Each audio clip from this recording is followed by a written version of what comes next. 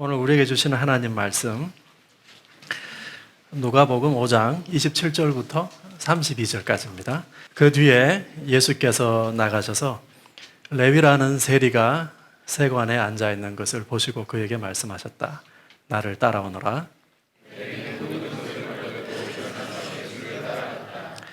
레위가 자기 집에서 예수에게 큰 잔치를 베풀었는데 많은 세리와 그 밖의 사람들이 큰 무리를 이루어서 그들과 한 자리에 앉아서 먹고 있었다.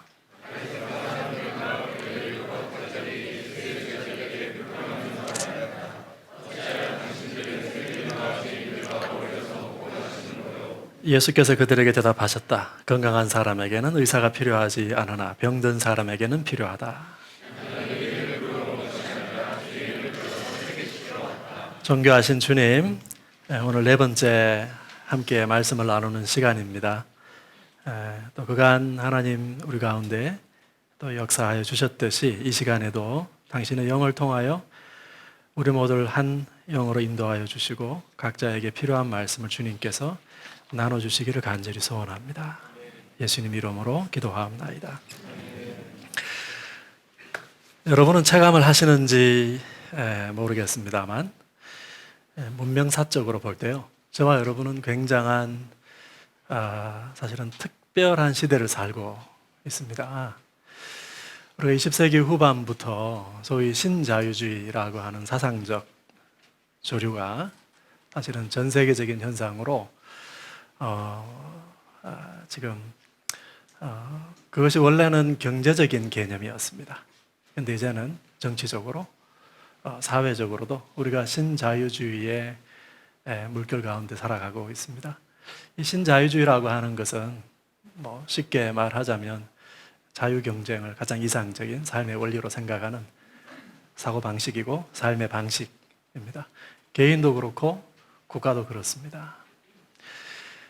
우리가 한 20, 30년 전만 해도 여러분 우리 이제 전 세계는 많은 국가들 가운데 좀 덩치가 큰 국가들은 그래도 형님 노릇을 해야 된다라고 하는 속으로는 뭘 챙기고 있든지 말든지 간에 그래도 우리가 형님 나라이기 때문에 형님 노릇 해야지라고 하는 그런 책임감이 좀 있었어요. 그렇지 않습니까? 근데 이제는 그런 거 없습니다. 큰 나라들도 다 자국의 이익을 추구하기 위해 지금 이제 각자 도생하는 거죠. 개인들도 마찬가지입니다. 이 신자유주의와 함께 우리가 돌아보면요, 우리가 살아온 거쳐온 시대를 쭉 복기를 해봤을 때 제가 고등학교 때만 해도 제가 인터넷을 처음 쓴 것이 군대 가서예요. 제가. 근데 우리 아이들은 이제 어린 아이들도 4-5살 아이들도 이러고 있잖아요. 그렇죠? 예, 이러면서 넘기고 있습니다. 소위 온라인 네이티브들이죠. 온라인 네이티브. 그게 이제 그 아이들이 태어난 시 공간입니다. 사람을 만나가지고 할 수 있는 이야기, 전화할 이야기도 전화하면 이제 촌스럽죠. 놀라요, 사람들이. 전화하면. 카톡으로 할 수 있는 일을 왜 전화하냐고. 만나지 않죠. 그리고 우리가 이제 코로나 만난 거죠. 비대면 시대가 왔습니다. 이 모든 것이 다양한 사상적, 세계사적 흐름 같아 보이지만 만들어낸 공통된 결과가 있습니다. 그게 뭘까요? 그게 바로 공동체의 붕괴입니다. 여러분, 세계화라고 하는 말 들어보셨죠? 그 세계화, 각국의 이제 경계가 무너지고 자유롭게 여행하고 이동할 수 있었습니다. 그래서 사람들이 자기가 태어난 곳에서 평생 거기에 살기보다는 다른 지역에 많이 가서 살게 되었습니다. 유럽도 마찬가지고요. 한 곳에 오래 살지 않게 된 거죠. 그런데 한국 사회를 생각해 보면 저희는 정말 이동이 많지 않습니까? 아이들 학군 따라가죠. 또 집값 따라가죠. 그래서 한 곳에 오래 살기가 참 쉽지 않습니다. 한 곳에 오래 머물면서 여러분 이웃들 계세요? 여러분 살고 있는 주변에 계속 바뀌지 않습니까? 심지어 교회도 그렇지 않습니까? 우리가 마을 공동체라고 부를 수 있는 공동체가 사라져 가는데요. 거기에다가 한국 사회는 얼마나 경쟁 사회입니까? 각자 도생. 이 속에서 조금 더 능력이 있는 사람들은 훨씬 편하죠. 이 모든 것이 공동체의 붕괴라고 하는 현상을 만들어냈는데요. 여러분 최근에 뉴스 보셨잖아요. 합계 출산율 0.7이 무너진 거잖아요. 이 합계 출산율이 뭔지 아시죠? 여성 한 명이 태어났을 때 사실 15세부터 49세더라고요. 제가 어제 인터넷에 검색해 보니까 그 여성이 일생 동안 낳으리라고 기대하는 예상 자녀 수가 0.7이 안 된다는 거죠. 그리고 한 명이 0.7명 낳는 이게 아니에요. 혼자 낳았습니까, 애를? 그러니까 두 사람이 애를 하나 낳는 거잖아요. 두 사람이 하나 낳아도 인구가 절반으로 주는 거잖아요. 근데 그게 0.7 이하로 떨어졌다는 겁니다. 왜 이렇게 아이 낳기가 힘든가요? 아이 한 명 낳았는데, 낳아가지고 기르는데 돈이 뭐 수억이 들고 이렇게 산술적으로 계산하는 사회가 우리 사회가 돼버린 거죠. 청년들도 결혼하기 쉽지 않다고 이야기합니다. 우리가 한국 사회를 한국형 가족주의, 한국의 집단주의 문화를 한국형 가족주의라고 하는 독특한 집단주의 문화로 설명을 하거든요. 독특해요. 근데 지금은 가족 자체가 사실은 붕괴될 위기에 있는 겁니다. 20, 30대 젊은 친구들 가운데 아마 지금은 한 4분의 3 정도 될 겁니다. 75% 정도 될 겁니다. 제가 수치는 확인해 보지 않았습니다만 수도권에 있는 20, 30대 한 75% 정도가 싱글입니다. 이러한 시대 속에서 우리는 어떻게 살까? 앞으로 우리 아이들도 어떻게 기를까? 이러한 시대 속에서 우리는 어떻게 신앙생활 해 나갈까? 삶도 신앙도 우리도 각자 도생할까요, 여러분? 어떤 사람에게 아들이 둘 있는데 당자의 비유는 가족 이야기예요. 그리고 집 떠나서 자기를 완전히 잃어버렸던 어떤 사람이 집으로 돌아오는 이야기입니다. 당자의 비유는 인간이라고 하는 존재가 가족과 같은 공동체 속에서야 온전하게 빚어져 갈 수 있다라고 하는 메시지를 우리에게 주고 있어요. 모든 사람들이 이런 가족과 같은 공동체 만나고 싶어 하죠. 여러분, 그런데 그것이 쉽습니까?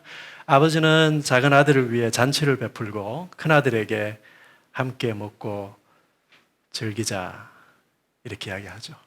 와서 함께 먹고 즐기자. 너도 동생을 좀 받아라. 이 비유는 우리에게 너희 공동체는 이 아들을 잃어버린 아들을 받을 준비가 되어 있는가? 라고 사실은 우리 모두에게 질문하고 있습니다. 이 비유 안에 있는 상황은요, 사실은 비유 밖에 있는 실사판과 아주 설정이 흡사합니다. 그렇죠? 이 비유 밖에 예수님께서 이 비유를 애초에 해주신 역사적인 배경이 15장 1절 2절에 나와 있죠. 예수님이 세리와 죄인들 영접해가지고 같이 식사를 하시고 말씀을 그들에게 전하셨습니다.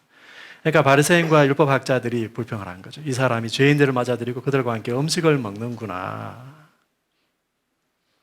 어떻게 세리와 죄인과 식사할 수 있는가?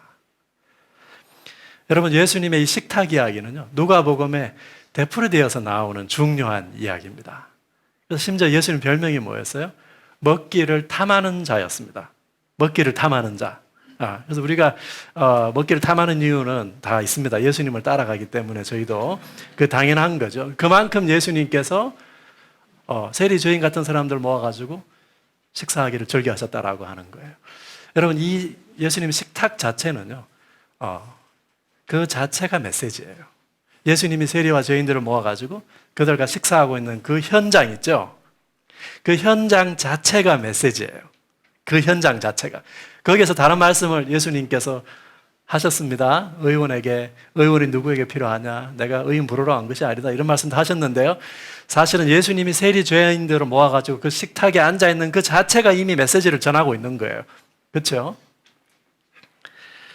누가복음에 보면요, 우리가 읽은 누가복음 5장에 예수님께서 세리 레위를 부르시고 그 집에 들어가셔가지고 많은 세리 그리고 죄인들과 함께 식사하는 장면 나오죠.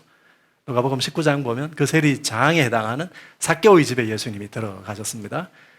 이런 사람들과만 예수님 식사하셨나? 아니에요. 누가복음에 보면요, 바리새인들과도 3번 식사하셨어요. 그리고 22장에 보면 유월절 만찬, 이번 주에 이제 목요일 밤에 그 6월절 만찬 장면 있죠. 제자들과 식사하시고 예수님 부활하신 다음에 엠마오로 가는 길에 다른 두 제자를 만나가지고 또 식사하셨어요. 그러니까 7번 누가복음에 예수님의 식사 장면이 나옵니다. 소위 이 예수님의 식탁, 예수의 식탁, 이 현장이 상징적으로 전하고 있는 메시지가 뭐냐?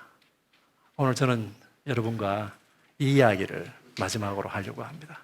당자의 비유가 전하는 이 이야기의 실사판에 해당하는 성경 비유 밖에 있는 이야기죠.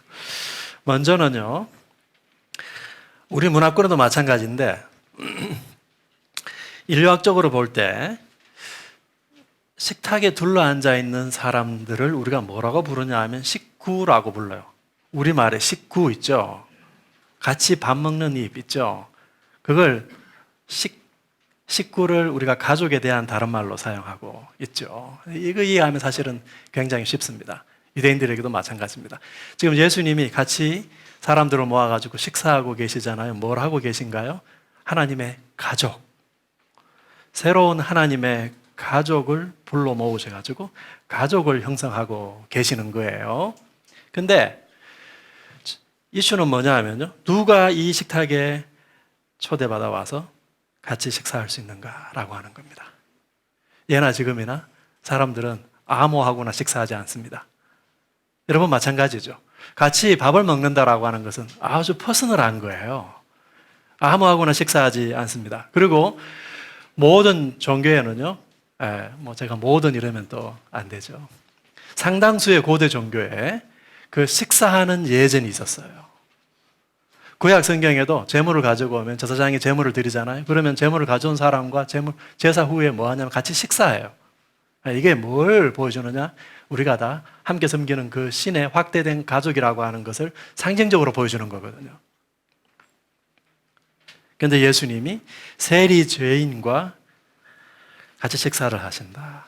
이들이 말하려고 하는 것은 이겁니다. 왜 이 식탁에 초대받을 수 없는 사람을 초대해서 같이 식사하십니까? 예수님의 대답이 뭔가요? 건강한 자에게 의원이 필요하지 않고 병든 자에게 의원이 필요하다. 너희가 생각하기에 이 식탁에 초대받을 수 없다고 생각하는 바로 그 사람들을 초대하기 위해서 내가 왔다. 예수님께서 이 말씀을 하시는 것이죠. 사람들이 생각하는 이 식탁에 앉을 수 있는 자격이 있겠죠. 그 자격에 경계선이 있겠죠. 그 경계를 허물고 유일한 하나님의 가족의 경계가 있다면 그 하나님의 은혜와 사랑, 그 은혜와 사랑에 대한 반응, 그것으로 하나님의 새로운 가족이 형성된다라고 하는 것을 예수님께서 보여주시는 것입니다. 예수님은 경계를 허물고 세리 레위와 삭개오를 찾아가셨습니다. 예수님이 세리와 죄인과 식사하시니까 바리새인과 율법학자들이 거기 같이 앉고 싶어 하지 않아요. 그렇죠? 이런 일이 벌어진 거예요. 그러다 보니까 자연스럽게 이들의 처지가 역전되어 버린 거예요. 이게 누가복음에 등장하는 중요한 주제예요. 하나님 나라의 역전이라고 우리가 부르는 현상인데 저 사람하고 같이 앉기 싫어가지고 그 자리에 안 앉는 사람들이에요. 여기 비유에도 마찬가지죠. 집 나간 놈이 돌아왔는데 정작 원래 집에 있던 놈은 또 나갔어요. 탕자는 회개하고 아버지께 돌아왔는데 맏아들은 잔치를 거부하고 있죠. 이 하나님의 가족을 형성하는 유일한 기준과 토대가 뭐냐라고 하는 질문을 던지고 있습니다. 오늘 우리가 이렇게 많이 모였잖아요. 이 공동체를 형성한 근본적인 토대가 무엇이었나라고 하는 거예요. 사람들이 교회라고 모이지만 그 공동체를 형성하는 다양한 경계가 그 안에 있을 수 있어요. 그렇죠? 하다못해 사람들은 다 유유상종 자기들하고 비슷한 사람들하고 모여있고 싶어 해요. 하다못해 같은 향후의 출신 그런 거 있잖아요. 그렇죠? 하다못해 자기와 비슷비슷한 그런 사람들하고 다 모여있고 싶어 하죠. 그 순간 교회의 토대가 허물어지는 거죠. 우리가 이렇게 모여있는 유일한 이유와 토대는 하나님의 은혜와 사랑에 있다라고 하는 것을 보여주고 있습니다. 제가 누가복음 7장에 등장하는 여러분 잘 아시는 예수님의 발에 향유를 부은 그 여인 기사의 한 말씀을 거기 가져다 놓았습니다. 500데나리온 빚진 자와 50데나리온 빚진 자 가운데 누가 예수님을 더 사랑하겠느냐? 누가 탕감시켜준 자를, 은혜로운 자를 더 사랑하겠느냐? 시몬이 대답하였습니다. 더 많이 빚을 없애준 사람이라고 생각합니다. 내가 더 많이 하나님 앞에 탕감받았기 때문에 그분의 은혜와 사랑에만 내가 기대어서 찾아온 거거든요.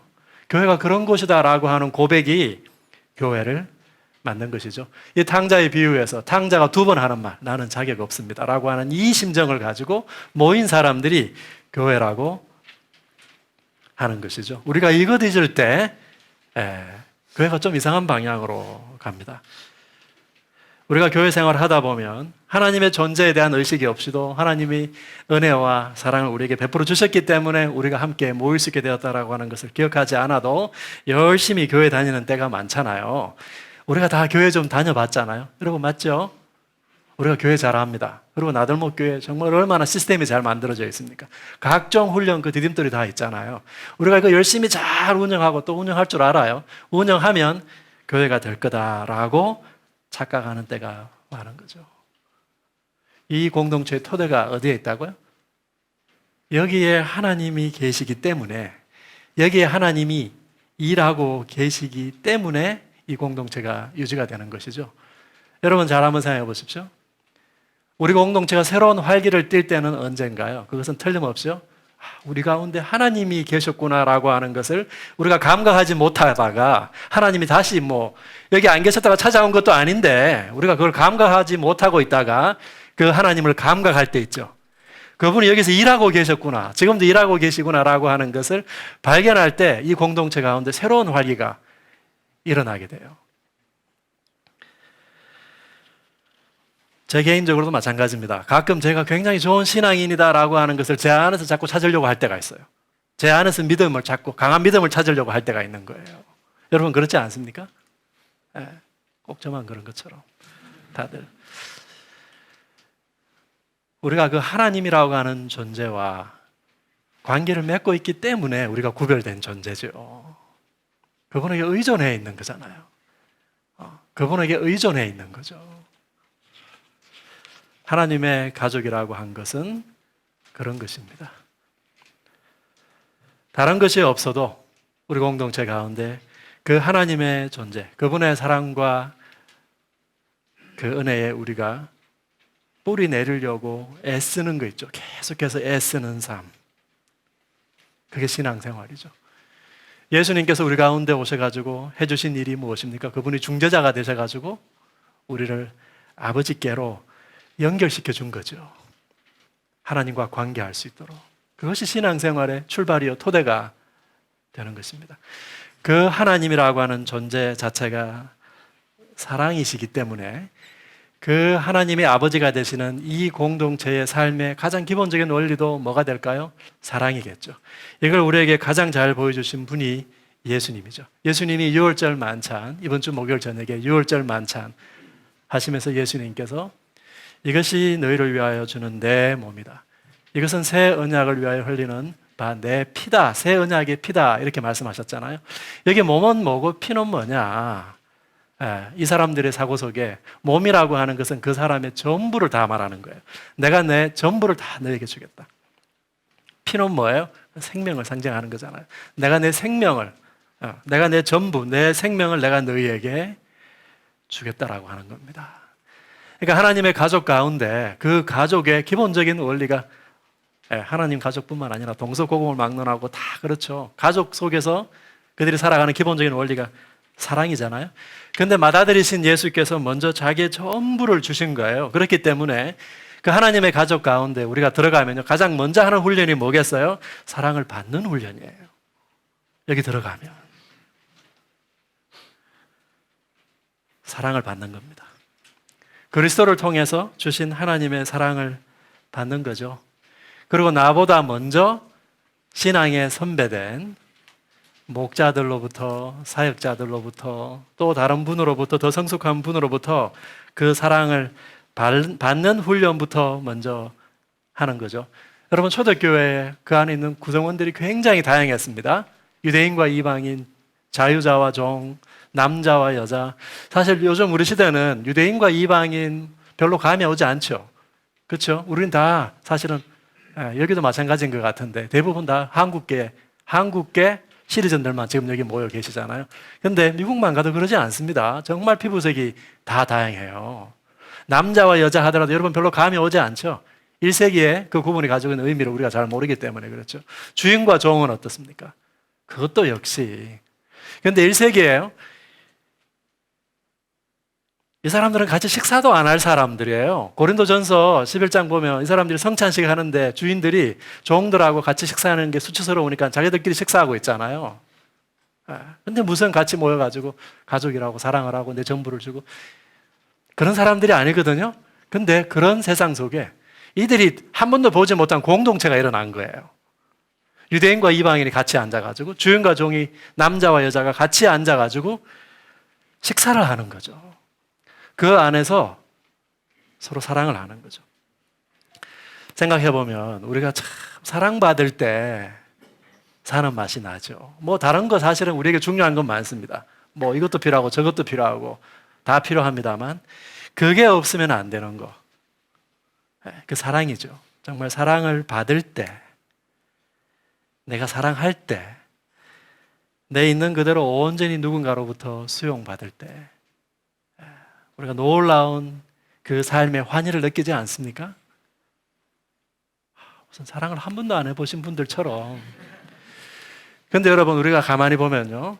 우리가 사랑을 하려고 타자에게 갈 때 그게 참 쉽지가 않아요. 쉽지가 않아요. 왜 그런 거 아니에요? 사실 우리 가운데 어젠다가 있거든요. 내 목적을 가지고 저 사람을 이용해 먹기 위해서 가기도 하고. 그렇지 않다 하더라도 우리가 서로 다른 배경을 가지고 있는 다른 계층과 인종의 사람들이라고 하는 거죠. 1세기 언어로 이야기하자면. 여러분 우리가 언제 타자에게로 다가가서 그 사람과 깊이 만나서 사랑할 수 있는지 아세요? 우리는 절대로 그 사람에게 직접 찾아가가지고는 그렇게 할 수 있는 존재들이 못 돼요. 인간이라고 하는 존재가. 오직 그리스도를 통해서 그리스도 안에서 다른 사람들에게로 갈 때 우리에게 있는 인종도 문제가 되지 않고 계층도 문제가 되지 않고 성별도 문제가 되지 않는 거예요. 초대교회 식탁은 지금 그걸 보여주고 있는 거예요. 나 혼자서 타자에게로 가서 사랑하고 싶은데 그게 잘 안 되는 거예요. 잘 안 되지 않습니까, 여러분? 근데 오직 그리스도를 통해서 내가 타자를 만날 수 있다는 거예요. 인간이라고 하는 존재가 워낙에 인격적이고 관계적인 존재이기 때문에 우리는 타자를 만나고 사랑하고 연합하고 싶은 욕구로 항상 가득 차 있거든요. 그걸 원하거든요. 근데 그게 되지 않습니다. 우리가 그리스도 안에 있는 이상. 그리스도께서 저 사람을 받으셨기 때문에 나도 함께 저 사람하고 식탁에 둘러 앉아가지고 이 식탁을 나눌 수 있지. 우리가 하나님의 자녀 되었지라고 하는 고백이 없으면요, 이게 되지 않습니다. 시도도 하지 않아요. 그리스도께서 우리를 아버지께로 인도하셨듯이 그리스도께서 우리를 형제와 자매에게로 인도해 주시는 거예요.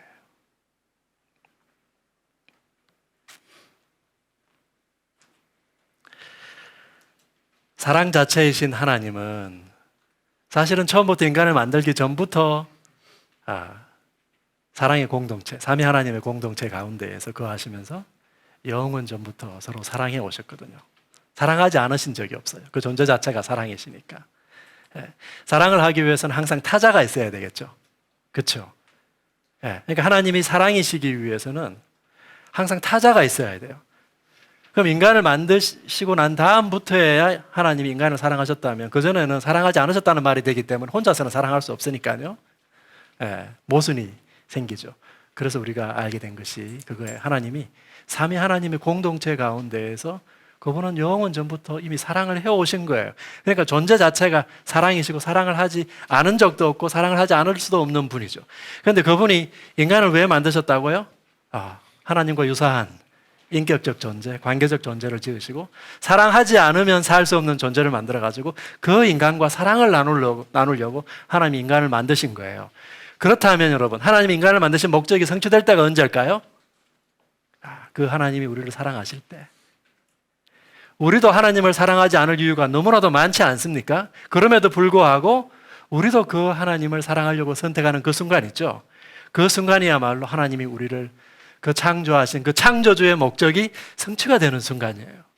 제가 어디 가서 이 메시지를 같이 나누는데 아주 가정에 어려움을 당한 어떤 형제분이 거기 앉아 계셨어요. 제가 굉장히 힘들더라고요. 아내를 먼저 보내셨어요. 우리가 우리 삶을 돌아보면요, 하나님을 사랑하지 않을 이유가 굉장히 많아요. 여러분, 사랑하고 누구를 어떤 인격을 신뢰할 때 그렇게 해야만 하는 객관적인 이유가 충분합니까, 여러분에게? 그렇지 않아요. 인격적인 관계는요, 여러분 선택하는 겁니다. 내가 저 사람을 신뢰할지 말지, 사랑할지 말지는 우리가 선택해야 되는 거거든요. 그렇지 않습니까? 사랑할 때는 우리가 그 사람의 인격에 나의 모든 걸 던지는 거거든요. 선택하셔야 됩니다. 그런데 하나님은 우리를 사랑하도록 선택하신 건 맞죠? 그래서 그분을 신뢰하고 나도 그분을 사랑하도록 나를 던지는 것이죠. 그때 창조주가 인간을 만든 목적이 실현되는 거예요. 이걸 깨달은 사람들은요, 그래서 베드로전서 같은 데 보면 너희가 고난을 당하지만 고난 중에도 기뻐하는도다. 고난 중에도 기뻐하는도다. 하나님은 인간을 만드시고 당신의 사랑의 공동체로 그 인간을 초대하셔서 인간과 사랑을 나누기를 원하셨는데, 우리가 그 사랑의 공동체에서 하나님과 사랑을 나눈 다음에 그냥 거기만 머물러 있으라고 우리를 부르신 게 아니고 하나님 우리를 세상으로 보내시죠.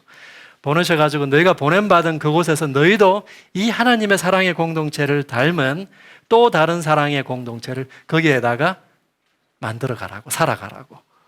그게 우리 가정일 수도 있고 여러분이 보냄받은 곳이 일터일 수도 있고 학교일 수도 있고 또 교회일 수도 있고 눈에 보이게는 드러내놓고 우리가 가정교회일 수도 있죠. 그렇죠?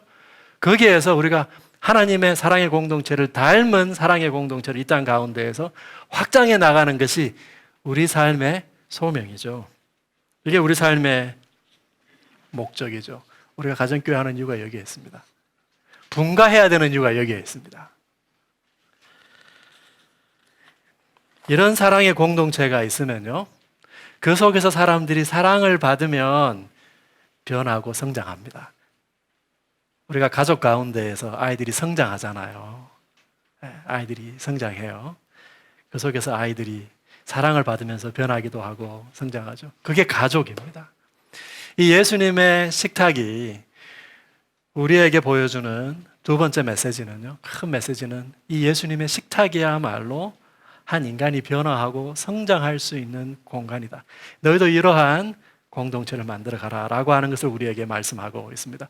제가 지난 3주 동안 우리가 속해온 집단이 우리의 가운데 토막을 어떻게 형성해 왔는지, 앞으로도 어떻게 형성해 갈 수 있는지에 대해서 제가 막 거품을 물었잖아요.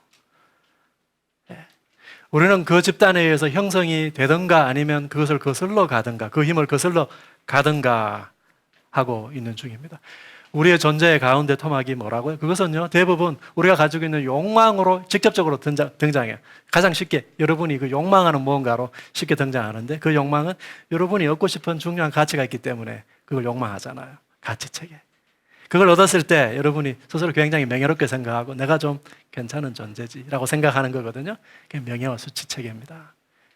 그걸 계속 얻을 수 있는 삶의 구조를 만들어요. 그 삶에 헌신하거든요. 이렇게 그 사람의 충성체계, 삶의 방식이 결정합니다. 형성됩니다. 그런데 이 과정 가운데 있어서 우리가 속해 있는 집단의 힘이 굉장히 크다라고 하는 거예요. 그 집단, 그리고 그 집단 속에서 사람들이 되풀이하는, 반복하는 행동들이 있거든요. 일종의 예전이죠. 저와 여러분이 오늘도 아침부터 나와가지고 지금 11시 반부터 똑같은 우리가 매주일마다 반복되는 예전을 실행하고 있잖아요. 이게 우리를 형성해가는 힘이 굉장히 큽니다. 이게 이기는지 아니면 다른 게 이기는지의 싸움이라고도 할 수 있겠죠? 집단이 가지고 있는 하나의 문화와 관습, 그 속에서 그 집단이 계속 반복적으로 실천하는 행위, 그리고 그 집단 속에 있는 어떤 권위자의 모범 굉장히 중요합니다. 왜 그런 거 아니? 그 권위자는요, 그 집단 속에 있는 사람들이 가지고 있는 그 욕구를 성취하고 있는 사람일 가능성이 굉장히 커요. 그 가치를 대변해주고 사람들이 다 원하는 걸 다 가지고 있어, 이 사람이. 그럼 사람들은 다 그 사람을 쳐다보는 거죠. 그렇죠? 그 사람처럼 되고 싶은 거예요. 그래서 권위자라고 하는 말을 제가 쓴 거예요. 특별한 뭐 권위를 주장해서가 아니라 그 사람이 다 가지고 있는 거예요. 사람들은 그 사람처럼 되고 싶어요. 이 공동체 가운데서는 누구입니까? 굉장히 중요한 질문이에요. 여러분이 닮고 싶은 사람.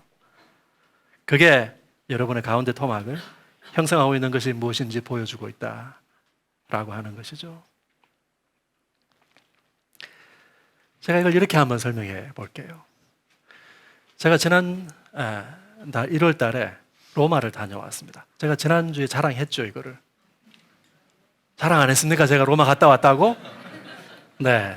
제가 1월 달에 학생들 데리고 터키의 그리스 로마를 갔다 왔습니다.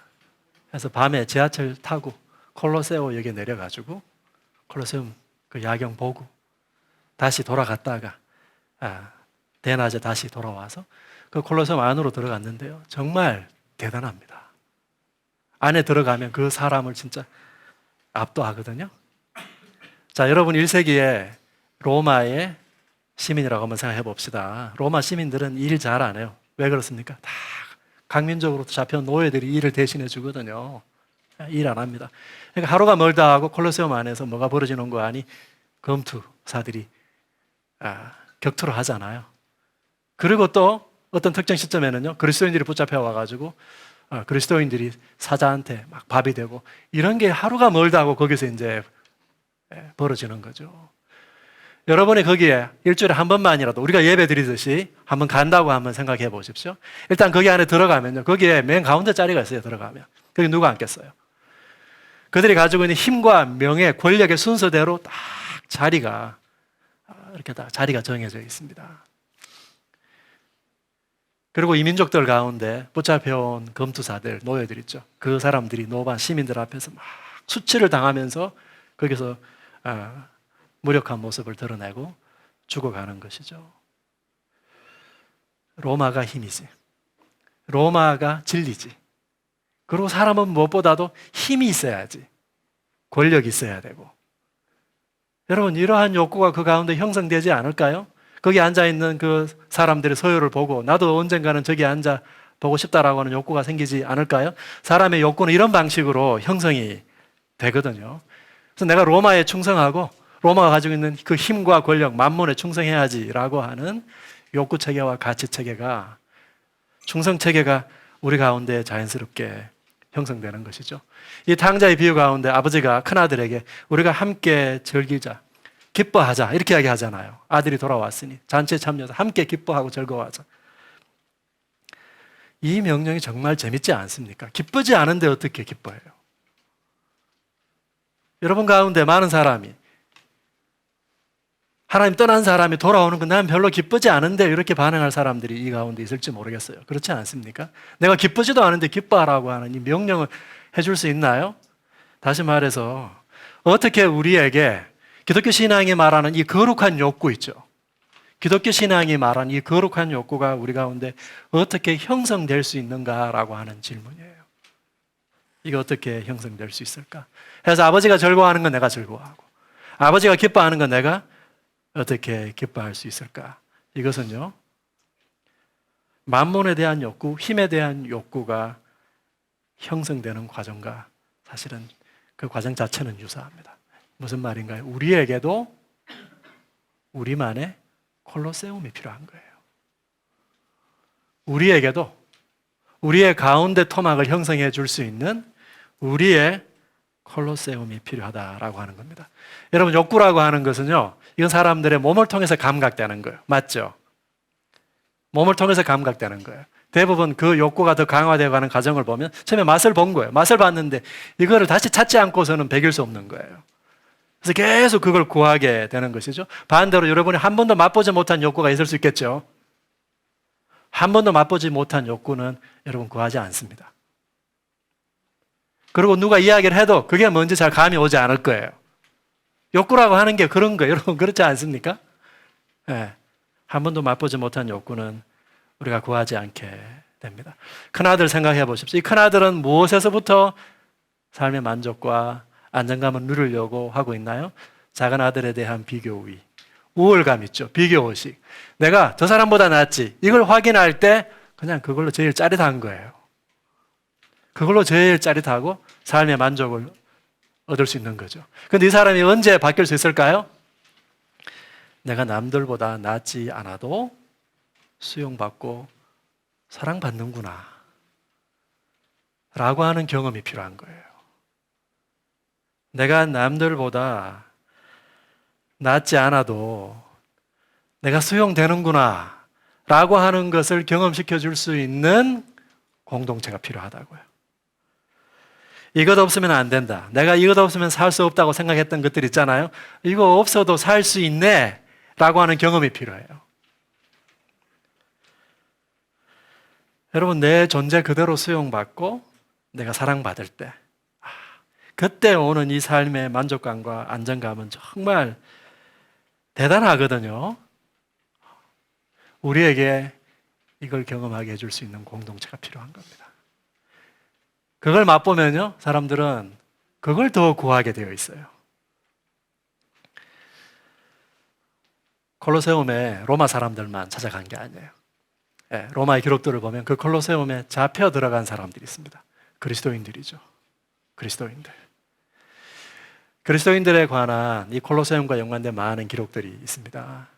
그리스도인들이 잡혀 들어갈 때요, 어떤 기록에 보면 그리스도인들이 자기들끼리 약속을 하는 거예요. 우리가 여기 들어갈 때 고개를 들고 입장을 하자.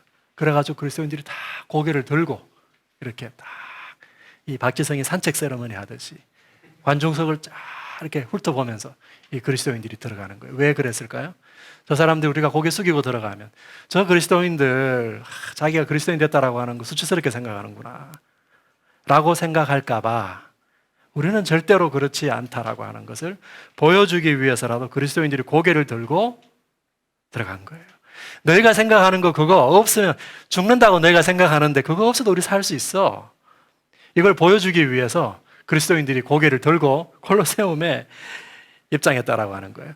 사실은 그거보다 더 여러분, 그들이 내가 가지고 있는 개인적인 문제, 내가 이거 없으면 죽는 줄 알았는데 그래서 거기에 붙잡혀 살았는데 이거 없어도 되는구나, 거기에서 노임 받았을 뿐만 아니라요, 사실은 한 걸음 더 나가서 이 그리스도인들이 우리에게 보여주는 건 뭔가요? 그들이 고개를 들고 들어간 이유는 궁극적으로 하나님의 얼굴 때문에 그래요. 하나님의 얼굴. 우리가 고개 숙이고 들어가면 저 사람들이 하나님이 모욕을 당할까 싶어가지고 그 하나님의 얼굴을 위해서 우리가 다 고개를 들고 들어가자.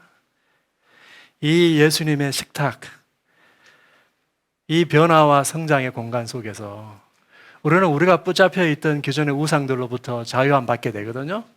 근데 거기에 붙잡혀 거기에 머무는 것이 아니고 한 걸음 더 나아가서 우리는 비로소 하나님의 얼굴을 생각하게 돼요.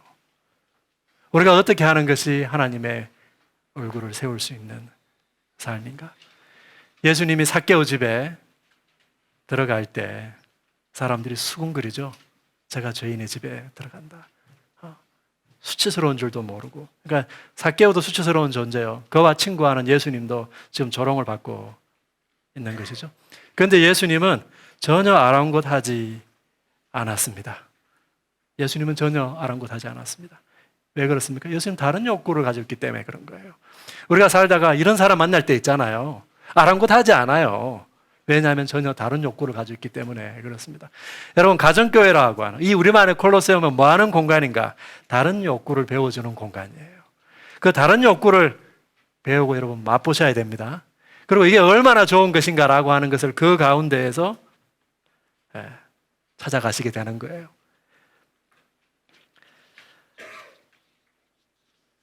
우리가 하나님의 얼굴을 생각하면요, 그 하나님의 마음을 닮아가고 알아가게 되죠.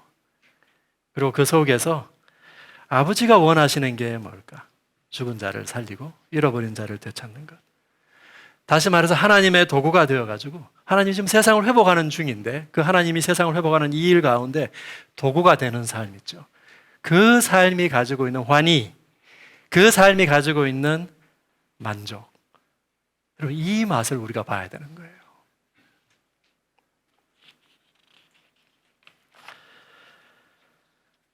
이러한 공동체 속에서 이러한 경험을 한 사람들이 변화되고 성장하죠. 예수님의 식탁에 함께 둘러앉은 세리 레위와 삭개오의 삶에 일어난 변화와 성장 여러분 한번 주목해 보십시오. 삭개오가 이야기하죠. 내가 가난한 자에게 내 가진 것의 절반을 내어드리겠습니다. 누군가의 것을 토색했다면 내가 4배를 갚겠습니다. 율법에 의하면요, 한 2배 정도 갚으면 돼요. 토색했으면. 근데 4배를 지금 갚겠다는 거잖아요. 이미 절반 나눠주고 4배를 또 갚으면 이거 뭐 거의 다 내어놓은 거 아닌가요? 이건 뭘 말하는 거예요? 삭개오가 지금까지 그 위에다 자기를 올려놓고 설명했던, 자기에게 가장 귀했던 그 뭔가 있죠? 그것으로부터 지금 노임받고 있다라고 하는 걸 말해주고 있는 거거든요. 그 예수님의 식탁에서. 그것보다 더 큰 무언가를 경험한 거죠. 예수님 말씀하셨습니다. 오늘 이 집에 구원이 임했다. 구원이라고 하는 것은요, 하나님과의 그 새로운 관계 속으로 들어가는 겁니다. 오늘 이 집에 구원이 임하기 위해서는 그건 단순히 우리가 죽어서 가는 그것만이 구원이 아니다라고 하는 걸 말하는 거잖아요. 지금 여기에 임할 수 있는 게 구원이라고 하는 거예요. 우리가 하나님과 새로운 관계 속으로 들어가서 살아가는 새로운 삶 있죠. 우리가 변화되어 가고 성장해 가고 우리의 욕구가 바뀌어 가고, 이게 바로 오늘 우리에게 임한 구원이라고 하는 거죠. 이러한 공동체가 우리에게 필요한데, 우리만의 콜로세움이 필요한데, 그 가운데에는 반드시 누가 있다고요? 그 가운데에는 권위자가 있습니다. 우리가 닮고 싶은 어떤 사람이 그 가운데 있습니다. 그 집단의 가치를 대변하고 그 집단에 속한 사람들의 욕구를 이미 성취하고 살아가고 있는 누군가가 그 속에 있는 거예요. 이 예수님의 식탁 가운데 예수님이 계시는 것처럼. 여러분, 되는 가정교회 안에 보면요, 누가 있냐 하면은 사람들이 닮고 싶은 사람이 거기에 있습니다. 그렇지 않나요? 사람들이 닮고 싶은 권위자가 그 속에 있어요. 그래야 사람들의 변화와 성장이 그 가운데서 촉발됩니다. 여러분, 우리 목자님들이 그런 분들 아닌가요? 여러분, 저도 가정교회 목자 한 지 얼마 안 됐습니다만 가정교회 목자로 살아가고 있는데요. 제가 가정교회 목자로 시작하자마자 사실은 한 2가정 반 정도의 가족을 받았어요. 받았는데 뭐 서로 얼마나 기대가 크겠어요, 서로에게. 근데 한 달 정도 지나자마자 어떤 한 자매, 혼자 나오는 자매였는데 좀 찌그덕찌그덕 했습니다. 하다가 한 달 더 지나니까 더 이상 자기는 가정교회를 안 나오겠다고 그러더라고요.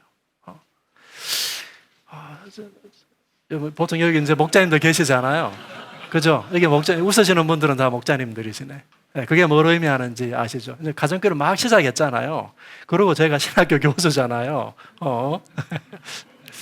좀 창피하지 않겠습니까? 예. 그걸 견뎌야 되는 거죠. 그렇죠? 그걸 견뎌내는 사람들이 있는 거예요. 예수님 삭개오 집에 들어갈 때 사람들이 예수님을 막 조롱하거든요. 그것이 무슨 이유에든지, 우리가 목자를 하든 뭘 하든지 간에 우리가 도마 위에 올려가지고 뭐 별것 없었네. 우리가 수치를 당하는 때가 있죠. 그렇죠? 네, 사실 뭐 그건 별 큰 수치도 아닙니다. 네. 그걸 견뎌내는 거죠. 견뎌내는 사람들이 그 가운데 있는 거예요. 우리가 생각해 보면 이 가정교회 너무 이 거리가 좁은 거 아닌가? 이렇게 꼭 끈끈하게 우리가 이렇게 좀 과하지 않나 이렇게 생각할 수 있죠. 여러분, 한국 사회가 쉽습니까? 정말 한국 사회만큼 생애 주기별로 각종 스트레스가 있는 사회, 한국 사회가 만만하지 않습니다, 여러분. 청년들은 취업, 결혼 걱정해야 되죠. 아이 낳으면 양육, 육아 걱정해야 되죠. 학교 어디 보내야 되는지, 아이들 대학 들어가죠. 그리고 조금 자리 잡았다 싶으면 이제 부모님들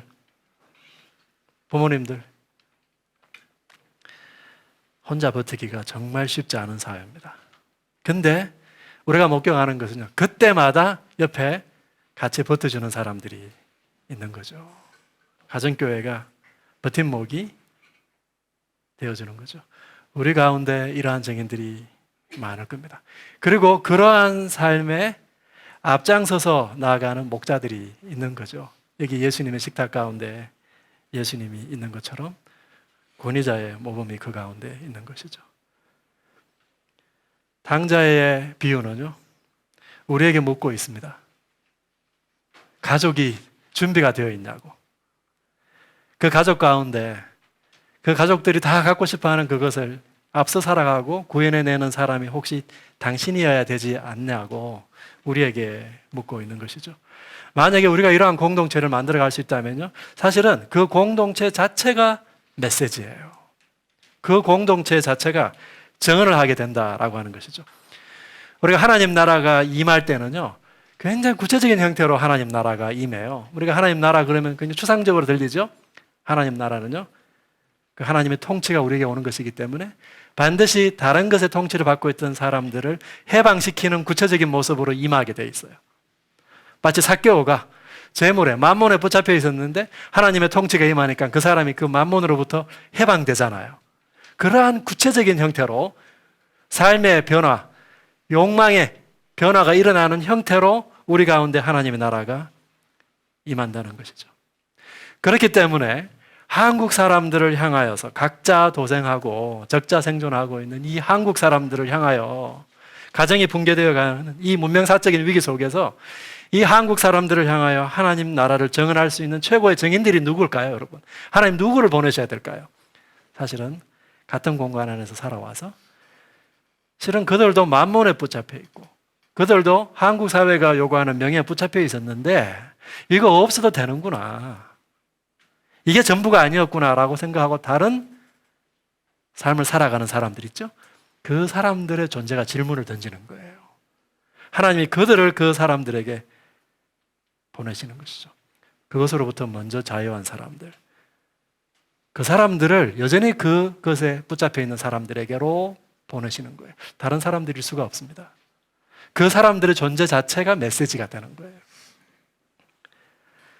여러분, 초대교회 보면요, 그들이 나가서 복음을 전하기 전에 사람들이 막 교회 안으로 몰려 들어왔습니다. 맞죠?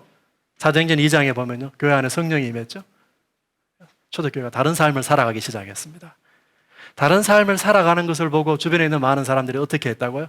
하나님을 두려워하였더라, 이렇게 이야기하죠. 그 하나님을 두려워하고 사람들이 교회로 몰려 들어왔죠. 소문을 들은 거예요. 주인과 종이 같이 식사하고 거기 가면 나도 사람 대접 받을 수 있다라고 하는 소문을 들은 것이죠. 그렇기 때문에 바울이요, 이 식탁이 깨어지는 순간에 참지 못했어요. 갈라디아서에서도 2장에 베드로가 이방인들하고 식사하다가 유대인들이 오자 그 식탁에서 물러났잖아요. 바울이 뚜껑 열린 거죠. 고린도전서 11장에도 유저들이 종들하고 같이 식사하지 않으려고 했습니다. 바울이 기다렸다가 같이 먹으라 이야기하죠. 로마서 14, 15장에도 지금 유대인과 이방인들이 음식 먹는 문제로 가정교회에서 같이 모여서 예배드리지 못하는 거예요. 바울이 뚜껑이 열린 거죠. 왜 그렇습니까? 같이 모여서 그 식사하는 장소 있죠. 이제는 우리에게 혈통 이거 아무것도 아니야. 그전에는 중요한 거라고 생각했는데, 사회적인 지위, 그전에는 이게 전부라고 생각했는데, 바리새인 학벌 이게 전부라고 생각했는데 이거 우리에게는 별거 아니야 라고 하는 것을 상징적으로 보여주는 장면이 바로 그 식탁 장면이기 때문에 그런 거예요. 초대교회 그리스도인들은 혈통과 신분과 성별에 상관없이 모여가지고 같이 식사하고 같은 공동체를 형성한 거죠. 이 공동체 자체가 메시지인 거예요. 우리가 복음을 살아갈 때 여러분 가정교회 자체가 메시지가 된다고요? 예수님께서 산상수훈에도 말씀하셨죠. 산 위에 있는 동네 절대로 숨기지 못한다. 그렇죠? 산 위에 있는 동네 사람들이 다 쳐다보고 있다는 거예요. 그래서 너희 착한 행실을 보고 하늘에 계신 아버지께 영광을 돌리게 해라. 우리가 살아가는 삶 있죠. 이거 산 위에 있는 동네라고요. 사람들이 그리스도인들을 안 보는 것 같죠? 아니에요. 우리 자체가 메시지다. 우리는 그러면 어떻게 하나님 나라를 살아갈 것인가? 저는 이 예수님의 식탁이 오늘날 한국 사회에도, 우리가 살아가는 21세기 한국 사회에도 굉장히 중요한 삶의 방식이 될 수 있다라고 생각합니다. 공동체가 붕괴되어가는 이 트렌드 속에서 우리가 살고 있거든요. 우리는 어떻게 살까? 우리도 각자 도생할까? 교회도 예배만 드리고 가정교회 그렇게 끈끈하게 그렇게 꼭 할 필요 있냐라고 하는 거죠. 제가 지난주 금요일 날 가정교회를 하는데 우리 가정교회 이제 온 지 한 달 된 가족이, 젊은 우리 40대 초반의 부부가 처음으로 우리 가게 식구들을 다 초대해가지고 처음에는 짜장면만 하겠다고 그러더라고요. 쉽게 하겠다고, 쉽게 하라고 그랬는데 갔는데 그게 되나요, 여러분? 뭐 진수성찬을 차려놨더라고요. 그래서 그분이 하는 말이, 그 자매가, 목자님은 이걸 매주 어떻게 하냐요? 이걸 매주 어떻게 하냐요? 여러분, 우리가 왜 이런 삶을 사는 거죠? 저와 여러분은요, 굉장히 특별한 삶을 지금 살아가고 있는 거예요. 그렇지 않습니까? 정말 우리는 구별된 삶을 지금 살아가고 있는 거예요. 우리가 왜 이렇게 하죠? 혼자 살아가는 삶, 각자 도생하는 삶, 참 편하죠. 그리고 우리 가운데 좀 뛰어나신 분들 계십니다. 좀 유리하죠. 좀 유리할 겁니다. 그런데 좀 유리하고 편할 뿐입니다. 좀 편하고 유리할 뿐입니다. 여러분, 인간이라고 하는 존재가 하나님을 닮아 근본적으로 인격적인 존재고 관계적인 존재라고요. 사회성을 가지고 있는 존재라고요. 할 수만 있으면 내가 다른 사람에게 가서 인정받고 수용받고 싶고, 그것 때문에 내가 학벌도 준비하고 있는 거 아닙니까, 여러분? 그렇지 않나요? 그것 때문에, 인간이 그런 존재이기 때문에 사실은 보다 더 근본적으로 내가 타자들로부터 수용받기 위해서 그게 필요하다고 생각하고 있는 거 아닌가요? 그렇죠, 여러분? 인간이라고 하는 존재가 가지고 있는 이 근본적인 문제와 욕구 있죠. 이걸 인간이 혼자 해결할 수 없는 거예요. 그렇기 때문에 절대로 우리는 믿습니다.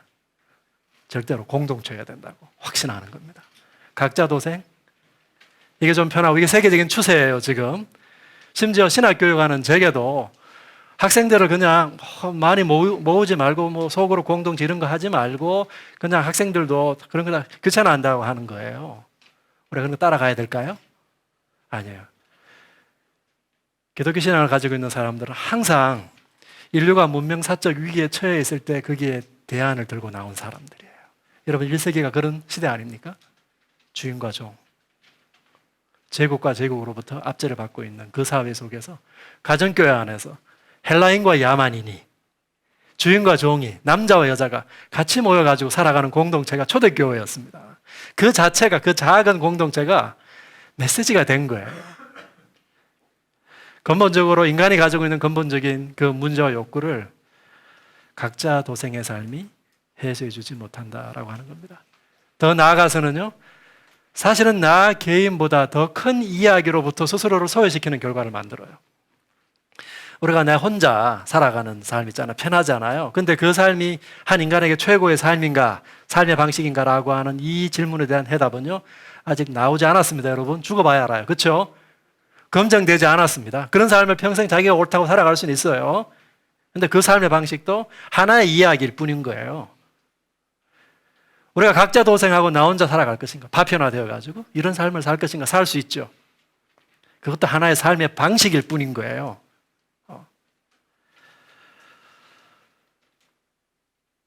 그러나 우리가 조금만 생각해 봐도 내 개인보다 더 큰 이야기가 있을 수 있겠구나, 우리가 충분히 생각할 수 있습니다. 그리고 이러한 삶이 나를 그 이야기로부터 소외를 시키게 만드는 거죠. 스스로 소외시키는 거죠.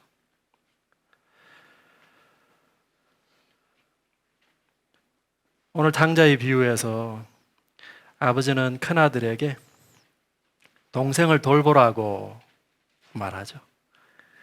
그러면서 아들들에게 가문의 전통과 유업을 이어가라고 기대하고 있습니다. 제가 나들목 교회에 와서 인상적이었던 것이 참 많아요. 나들목 교회가 가지고 있는 메시지, 이 하나님 나라 신학 있죠. 저같이 성경을 공부한 사람들, 예수님의 핵심적인 가르침이 하나님 나라 신학인데, 이게 교회 안에서 보편화되지 않는 것에 문제의식을 가지고 있었는데 나들목 교회가 앞서서 그걸 하고 있는 거예요. 그런데 이 하나님 나라 신학은 나들목 교회 전유물이 아니에요, 여러분. 이미 20세기 중반부터 뜻 있는 사람들은 다 하나님 나라 관점에서 성경을 읽었거든요. 그게 아니었어요. 저게 가장 인상적이었던 것은요, 그 하나님 나라 신학을 살아가려고 하는 그리스도를 따르는 사람들의 흐름이에요. 흐름. 이 흐름, 알고 있는 것을 가정교회라고 하는 아주 구체적인 현장 속에 담아가지고 그 하나님의 통치를 몸으로 살아내려고 몸부림치는 그 사람들의 흐름, 그것이 저게 가장 인상적이었습니다. 디모데후서 2장에 보면요, 2장 2절에 보면 바울이 디모데에게 이렇게 얘기합니다. 너는 내게 배운 것을 또 충성된 사람에게 가르치라. 그러면 그들이 또 다른 사람에게 그걸 가르칠 수 있을 것이다. 이렇게 얘기하죠.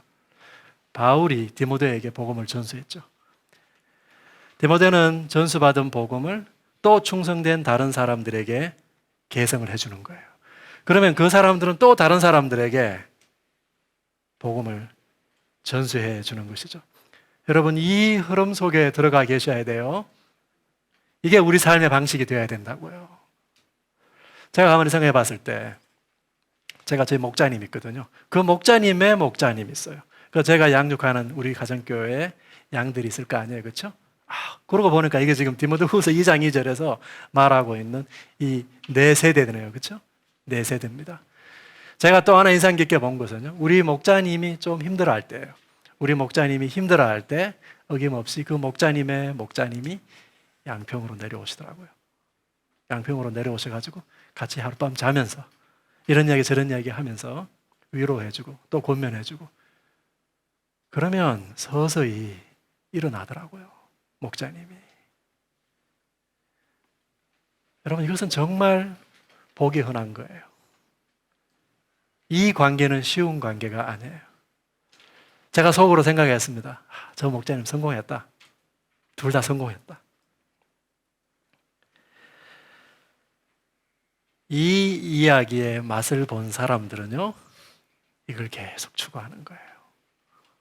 예수님의 식탁, 그 가정교회는요, 이 맛을 볼 수 있는 공간입니다. 그 맛을 봐야 그걸 더 추구할 수 있다고요. 그 맛을 보지 않은 사람들은 그런 게 있다는 것도 몰라요, 여러분. 그걸 모르기 때문에 그걸 추구하지도 않아요. 근데 여러분, 들어와 보세요. 네. 목자로 한번 헌신해 보십시오. 누가복음 24장 마지막에 예수님께서 말씀하셨습니다. 너희가 이 모든 일의 증인이다. 너희가 바로 이 식탁의 증인이다. 이 말이죠. 꿈꾸는 교회도 모든 사람들이 이 교회의 핵심 멤버가 아닐 거예요. 이 교회가 어떤 교회인가 온 사람이 그 주변에 좀 있을 수 있거든요. 근데 나들목 교회 밖으로 나가면 그런 사람들이 굉장히 많아요. 그냥 교회 한번 와보는 거예요. 그러면 교회 안에 있는 핵심 그룹들은 그 사람들 안으로 들으려고 뭐 정말 여러 가지 노력들을 하죠. 그렇게 효과가 없죠. 그렇죠? 우리가 그런 노력하는 대신요, 사실은 그 교회에 있는 핵심 그룹들은 뭘 하셔야 되냐면 최선을 다해가지고 하나님 나라를 자기가 살아가도록 노력해야 돼요. 왜 그런 거 아니? 그 사람들 자체가 메시지이기 때문에 그래요. 교회 한번 와본 사람들 뭘 보는지 아세요? 그 사람들을 보는 거예요. 정말 여기에 하나님 나라에 복음이 있는지 그걸 보는 거거든요. 이 사람들이 정말 변화하고 성장하고 있는지 그 사람들을 보고, 그 사람들이 메시지거든요.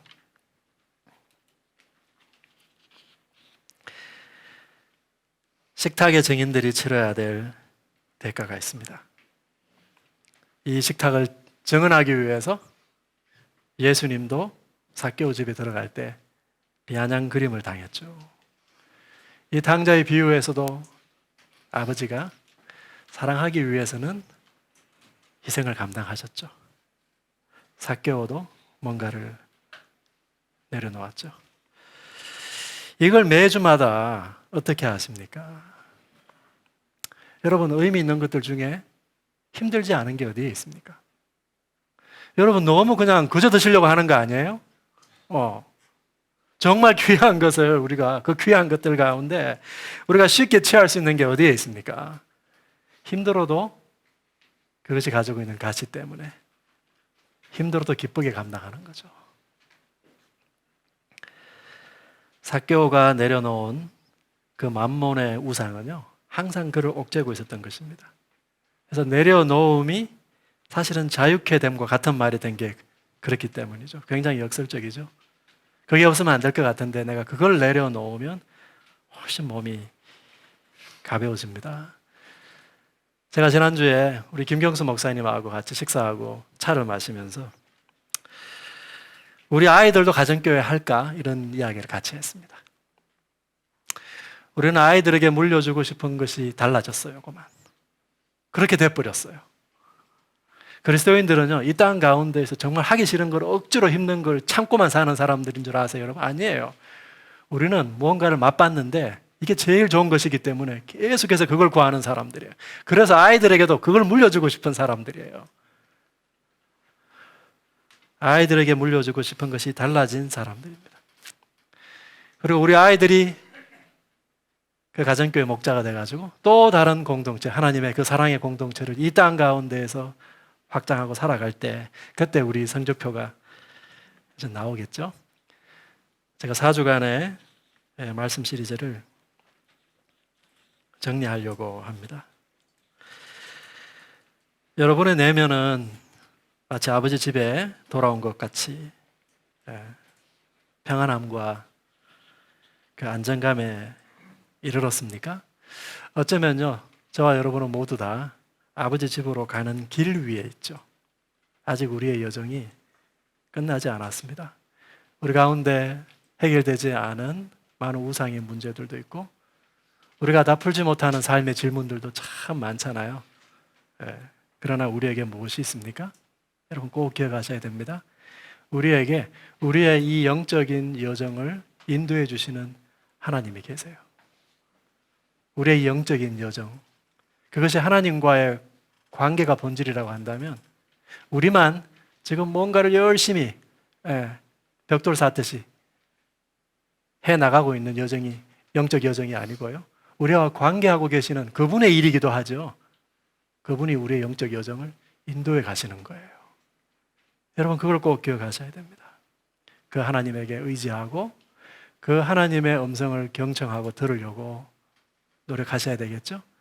그 하나님이 우리에게 주신 또 하나의 선물이 있습니다. 그것이 무엇인가 하니 우리가 함께 그리스도를 따르는 사람들의 흐름입니다. 흐름. 우리에게 복음을 전수해주고 또 우리로부터 복음을 받을 그 사람들 있죠.